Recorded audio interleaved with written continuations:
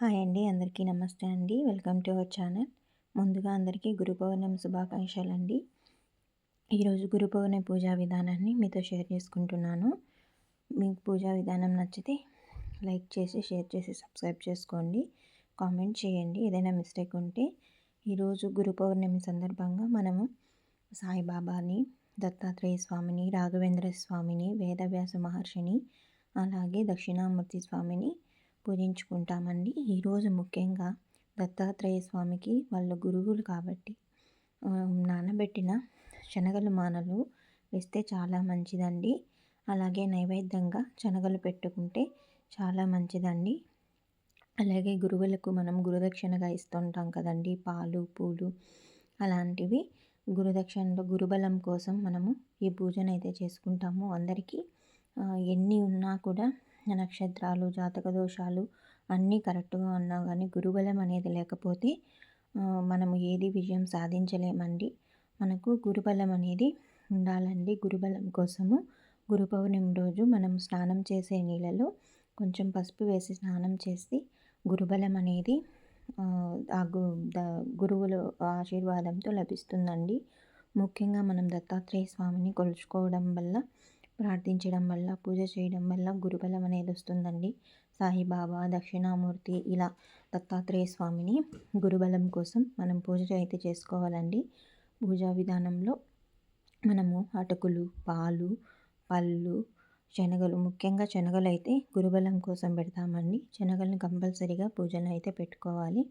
అలాగే ధూపదీప నైవేద్యాలతో స్వామివారిని ప్రార్థించుకోవాలి. ఇక్కడ నేను దత్తాత్రేయ స్వామిని, అలాగే దక్షిణామూర్తి స్వామిని పెట్టుకొని పూజనైతే చేసుకున్నానండి.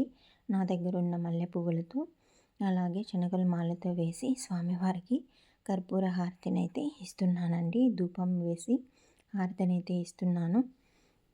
ఏదైనా మిస్టేక్ ఉంటే చెప్పండి. నేను నిత్య పూజ లాగానే చేసుకుంటానండి. నిత్య దీపారాధన ఎలాగా చేసుకున్నానో ఈ పూజను కూడా అలాగే చేసుకున్నాను. ప్రత్యేకించి ఏమీ చేసుకోలేదు. మీరు చూస్తూ ఉంటారు కదా మన వీడియోస్ అన్నీ. అలానే నేను ఈ పూజనైతే చేసుకున్నాను. మీకు ఇంకా క్లియర్గా కూడా కనిపిస్తుంది చేయండి. ఓం జై గురుదత్త, ఓం జై గురుదత్త, ఓం జై గురుదత్త అంటూ స్వామివారిని నామాన్ని జపిస్తూ, అలాగే దత్తాత్రేయ శ్లోకాన్ని కూడా మనం పఠిస్తూ పూజనైతే చేసుకోవాలండి. అలాగే దక్షిణామూర్తి స్తోత్రాన్ని కూడా మనము పారాయణం చేసుకుంటూ పఠిస్తూ, లేదు మనకు అవేవి తెలియదు అనుకుంటే ఓం దక్షిణామూర్తియే నమః, ఓం దక్షిణామూర్తియే నమః అనుకుంటూ కూడా పూజనైతే చేసుకోవచ్చు. దత్తాత్రేయ స్వామి వారిని కూడా అంతేనండి. జై గురుదత్త, జై గురుదత్త అనుకుంటా మనం పూజనైతే చేసుకోవాలండి. చూడండి ఇక్కడ నేను శనగలు అయితే పెట్టాను.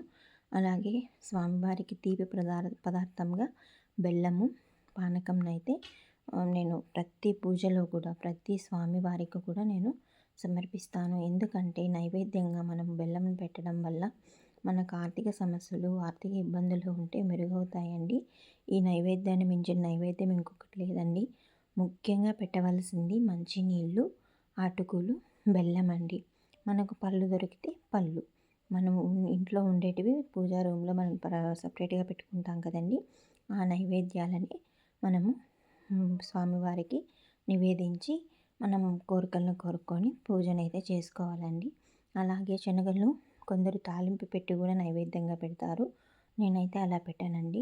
నానబెట్టిన శనగలని, కొమ్ము శనగలు అంటారు కదండి, వాటిని నేను నైవేద్యంగా స్వామివారికి అయితే పెడతానండి. ప్రతి వారికి కూడా మనం కొందరు తాలింపు పెట్టి పెట్టేవాళ్ళు ఉంటారు, కానీ గురువులకు మనము ఇలాగే పెట్టాలండి. పాలునైతే నైవేద్యంగా పెట్టానండి. అలాగే నాకు దొరికిన చామంతి పువ్వులు, మందార పువ్వులు, గులాబీ పువ్వులతో పూజనైతే చేసుకున్నాను. మనకు శ్లోకాలు ఏమీ రానప్పుడు కూడా మనసులో స్వామివారి నామాలని అనుకుంటూ పూజనైతే చేసుకొని, ఈరోజు ఉపవాసం ఉండే వాళ్ళు ఉంటారండి. గురు పౌర్ణమి రోజు గురువులను పూజించడం వల్ల మనకు జాతకంలో గురుబలం తక్కువ ఉంటే ఆ గురుబలం అనేది స్వామివారు మనకు అందిస్తారండి. ఈ పూజ ఎలా ఉందో కామెంట్ చేయండి. నచ్చితే లైక్ చేసి, షేర్ చేసి, సబ్స్క్రైబ్ చేసుకోండి. నేను నిత్య పూజ విధానంతోనే ప్రతి పూజనైతే మీకు షేర్ చేస్తున్నానండి. Thank you so much.